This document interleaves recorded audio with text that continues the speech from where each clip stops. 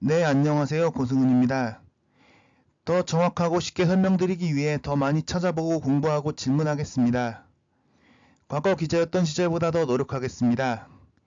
영상은 컴퓨터 실력이 안 되어서 잘 못 만들지만 원고만큼은 더욱 알차게 쓰겠습니다.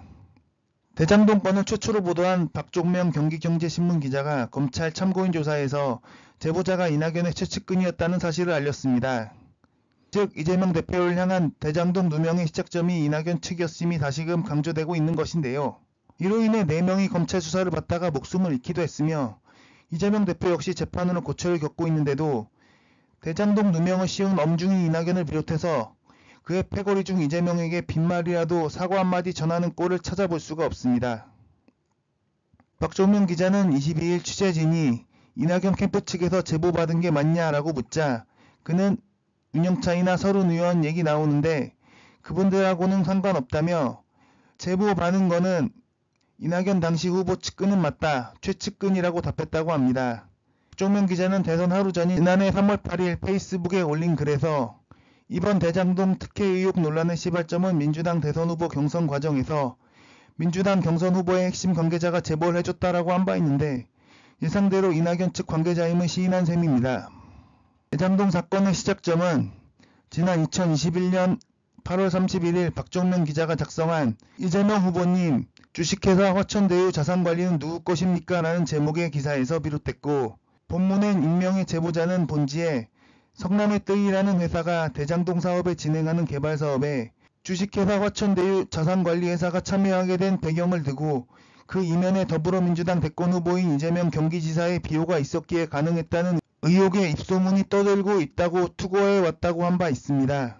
그로부터 약 2주 뒤 국민의힘 대선 경선에 참여했던 장기표 전 경남 김해을 당협위원장이 문제의 기사 내용을 거론하며 대장동 국정조사를 요구하고 나섰습니다. 바로 그 다음날 당시 민주당 경선 후보였던 이낙연은 관심 갖고 지켜보고 있다. 언론에서 문제 제기했기 때문에 진실이 드러나야 한다고 생각한다고 거들면서 언론들은 대장동 관련 기사들을 쉴 새 없이 쏟아내며 이재명 당시 후보를 물어뜯었습니다. 이후 이낙연 캠프 측은 이재명 당시 후보를 향해 쉴 새 없이 대장동을 비롯한 각종 네거티브를 퍼부었습니다.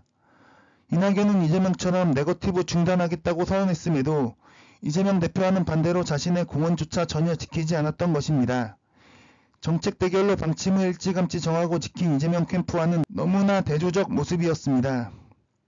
이낙연 측 핵심들인 서른, 신경민, 윤영찬, 정운현 등은 국민의힘이나 조선일보보다 더 악랄하게 쉴 새 없이 가짜뉴스를 내뱉어가며 이재명을 물어뜯었습니다. 공개적으로 이재명 구속 가능성까지 거론했을 정도인데요. 이 중 서른을 제외하면 이낙연처럼 언론에서 수십 년 몸담았던 자들인데요. 정말 기레기, 아니 기덕이다운 온갖 추태를 보여줬습니다.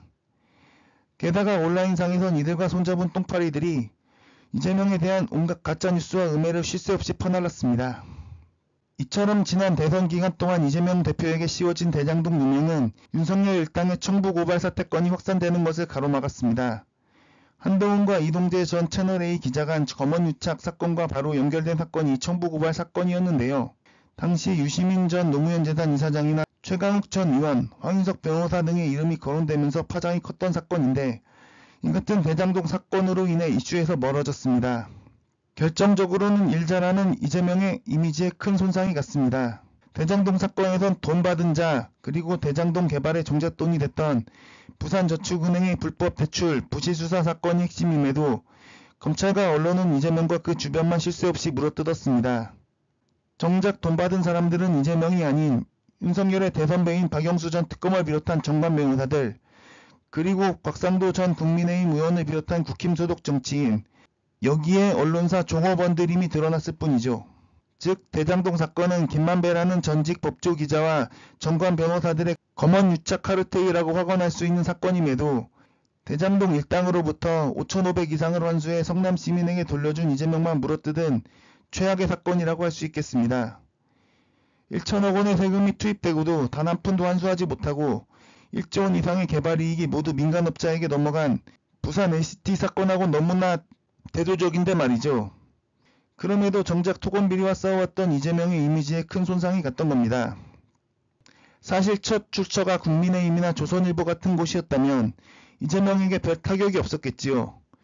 이걸 민주당 내부에서 공격한 것이기 때문에 큰 타격이 갔던 것입니다. 이 사건만 없었더라면 아무리 문재인 정부 심판 여론이 높았고 친문 수박들이 대선에서 도와주긴커녕 방해만 했다고 한들 이재명 대표가 대선에서 근소한 차이로 지는 일은 없었을 거란 점입니다. 민주당 검찰 독재 정치 탄압 대책위원회에 따르면 이재명 대표에 대한 수사 인력은 200명이 넘고 압수수색도 300차례를 훌쩍 넘겼습니다. 검찰이 지난 2월 이재명 대표에 대한 구속영장을 청구했을 때 뇌물 혐의를 입증할 수 없으니 배임 혐의를 억지로 걸었습니다. 지난 9월 두 번째 구속영장을 청구했을 땐 아예 대장동은 빠져버리고 백현동 개발건을 걸고 넘어졌습니다. 이재명 대표는 백현동 건에 대해선 박근혜 정권 당시 국토교통부가 용도 변경을 압박했다고 거듭 증언 중에 있으며 법원은 혐의를 입증할 물증이 없다며 구속영장을 기각했습니다. 그렇게 검찰에서 거대 인력을 동원해 들쑤셨음에도 대장동이든 백현동이든 이재명 대표가 비리에 연루됐다는 어떠한 물증조차 내놓지 못하고 있는 것입니다. 한편 파장이 확산된 이날 이낙연은 MBC 신장식의 뉴스와이킥과의 인터뷰에서 관련 질문을 받자 못 받고 제가 파악을 해보겠습니다만 뭔가 누구한테 제보를 받아서 했을 것이라며 누군지를 한번 파악해 보겠다라고만 했습니다. 물론 이낙연의 입에서 제보자가 누군지 밝혀지는 일은 아주 유언할 것 같습니다. 짐작가인 이낙연의 최측근들을 돌아보면 언론 생태계를 잘 아는 모 언론사 편집국장 출신이자 지난 대선 직전 윤석열 옆에 달려가서 사진 찍었던 누군가가 생각나는 이유요. 자신이 쓴 책과는 아주 반대의 삶을 살고 있으니 더욱 그렇게 짐작해보죠. 그동안의 행적을 보고 추측은 해볼 수 있는 거니까요. 아, 이자가 예전에 이재명 성남시장 시절 그를 직접 수십 분간 인터뷰했던 일도 문득 생각납니다. 이낙연은 여전히 이재명 대표에게 도덕성 타령을 해대며 신당 창당하겠다고 떠벌리고 있는데요. 이재명 대표를 비롯한 지도부 총사퇴 및 통합형 비상대책위원회 수립을 요구하기까지 하며 자신이 엄청난 지분이 있는 것처럼 공갈을 쳐대고 있습니다. 엄중이가 그렇게 도덕적인 척 떠벌리고 있는데 과연 그럴 만할 자격이 있는지 한번 파헤쳐 봅시다. 이낙연이 뭐라 떠들든 말든 이따위 허접한 도발에 넘어갈 필요가 없습니다. 이재명 역시 현재까지 잘 대응하고 있습니다. 그냥 비웃어주기만 하면 됩니다. 민주당 지지층과 당원들 입장에선 이낙연과 가까운 자들, 식물 180석을 만드는데 온몸을 바친 자들을 경선에서 바이든하는데 총력을 쏟으면 됩니다. 특히 갑자기 이낙연을 비난하면서 이미지 세탁하려고 하는 그 사람들을 조심하셔야 합니다. 앞으로도 더욱더 알찬 원고로 찾아뵙겠습니다. 여러분 오늘도 감사합니다.